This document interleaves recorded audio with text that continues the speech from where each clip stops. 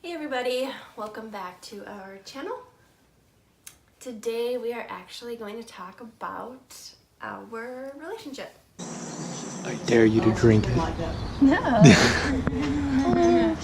The journey of how we met and how we kind of did things. Look, you're a pro. Okay, you've done that before. Maybe. Oh. Yeah. Next week we get married. Yeah. So it's been a 2.5, maybe kidding. Yeah, 2.5 years. 2.5 years. Yeah, we met June 4th, Yeah. 2015. Okay. So if you want to tell that story. Yeah, so, being in the tech industry, now this might be a stereotype, but at least in our community, there wasn't, a whole lot of attractive females actually at these meetups, let alone any females actually. And so I went to this meetup called Design with a Purpose. Yeah. And she was sitting there and it blew my mind. I was like, oh my gosh, who is that beautiful woman? And I think our first conversation was what our favorite programming languages were. Yeah. And then right before we were leaving, he had asked her my number so we could go hack together. And then that night he actually texted me saying it was nice to meet me. And that was a big surprise because most guys, I don't think, would do that. So. Yeah. And then we would just hang out almost every single night working together because I was in school and my school schedule was pretty crazy and he was working full time and I wasn't looking to date anybody at the moment, not for a really long time because I really wanted to focus on school and getting my career as a programmer started and off the ground. Yeah. I wasn't really looking to date somebody either.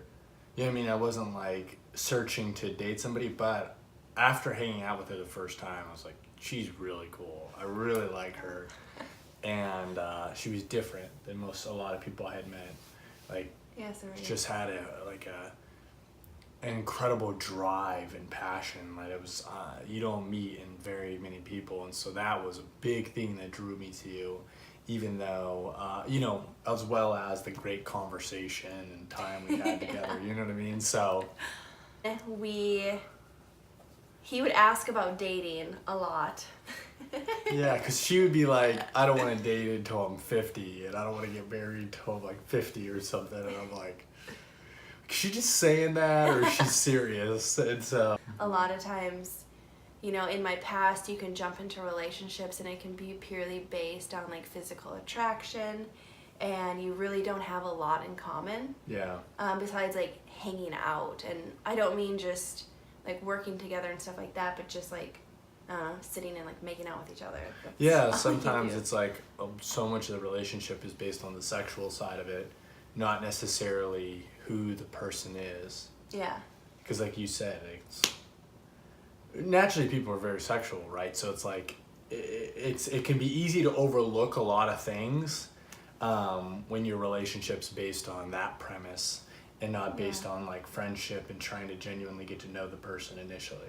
I had told Josh that I didn't want to kiss or do anything physical until I was with my husband. Does that just mean you're not interested? But that wasn't the vibe I was getting. It wasn't a matter of you're disgusting and I don't want to kiss you or touch you. I was, again, took a little second to digest because I wanted to, eventually I wanted to be able to kiss you, but I knew that by not basing the relationship on that sexual premise, it would really force us to get to know each other on a friendship basis and really figure out if we're great for each other. Yeah. Without that aspect being part of it. Mm-hmm. You know what I mean? Because when you take that out of the equation, that's what you have left is what else can you guys do together? Yeah. And we can do everything together. We're completely best friends. Yeah. And then eventually, so we didn't date, we just hung out and worked together pretty much, at least I would say 4 nights a week at a coffee shop. Stardust, it was our legendary place. And then he asked me to hang out one morning, which was really odd, a Sunday morning, and it wasn't church or anything. It was at 5 a.m. or 4 a.m. or something. And he had surprised me and took me up in a hot air balloon. Yeah. and handed me a letter. Josh is a big letter person. He was in love with me, and he was waiting for the perfect time to say it because he didn't want to just say it to me if we weren't dating. Right. And so I was like, okay. And he was like, will you be my girlfriend? Check yes or no. I was like, yes. Yeah, it was for me because it had been 7 months since the time we met, built a friendship, and like I really did fall in love with you. I had a feeling that you were in love with me too. February of 2017, we went up to Toronto to do a React Native workshop, which was awesome. And then we went to New York City for a couple days. So from like Toronto to New York to stay there for a couple days. And then we were like in Central Park. Yeah. And there's actually a video, I'll link it in the description, of him asking me to marry him. Yeah. Going to New York, going to Central Park.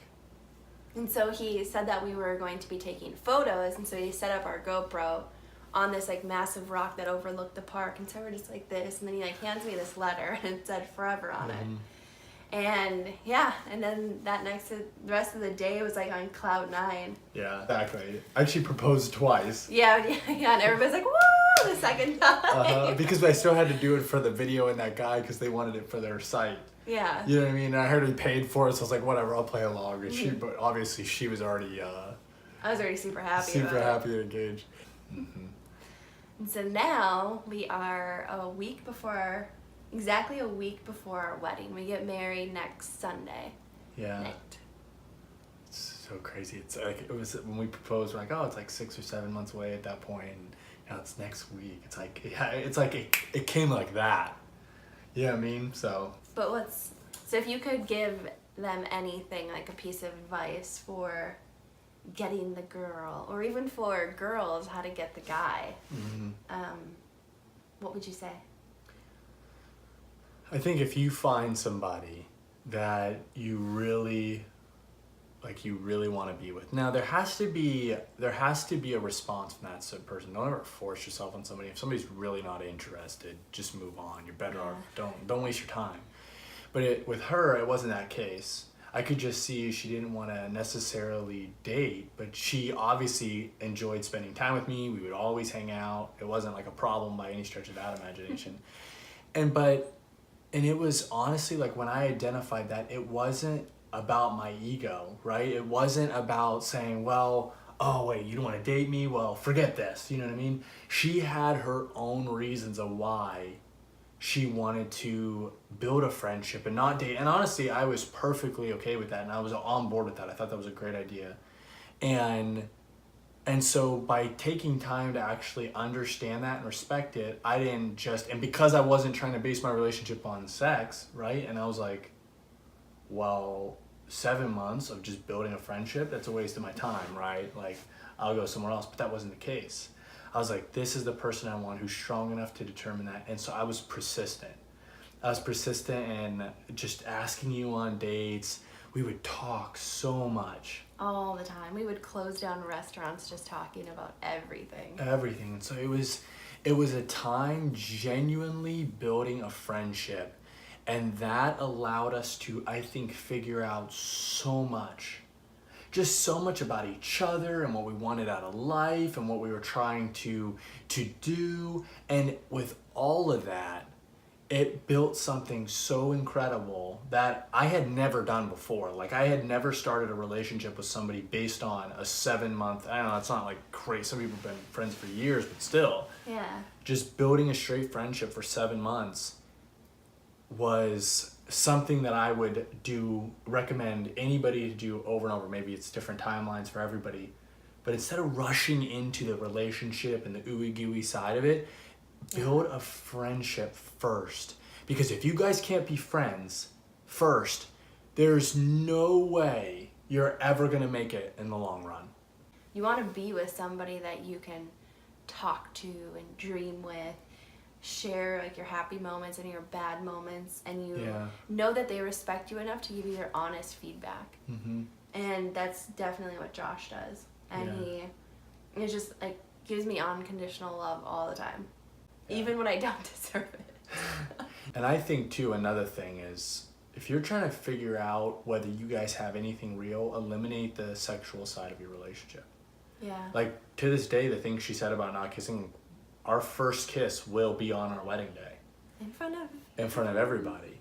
And so it's like, even though we're dating and we love each other and we know all that sexual side is coming, it's just, that's not what we based the relationship on. And I'm like, just stoked that we actually accomplished it. It's like kissing on your first time on the wedding day was like some cheesy thing you would hear out of like a movie or something, right? But it's like, dang, we did it. You know what I mean? Like, we actually made it that far. Like, next week is the date. And so it's like a cool accomplishment because, I don't know, it's just, I feel like we've done everything we could to make sure that this was real and it wasn't based on just some superficial or physical thing. Because we're in it forever. Marriage to us is forever. Yep.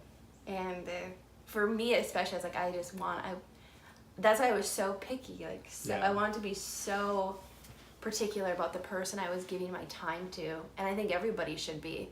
You know, when you're there to marry somebody, that's the rest of your life that you're spending with them. You need to make sure that it's good for both of you and it's not one-sided. You know, for us, his strengths are my weaknesses and my weaknesses are his strengths. It's really true. It's actually kind of crazy. We're both really opposite. Yeah.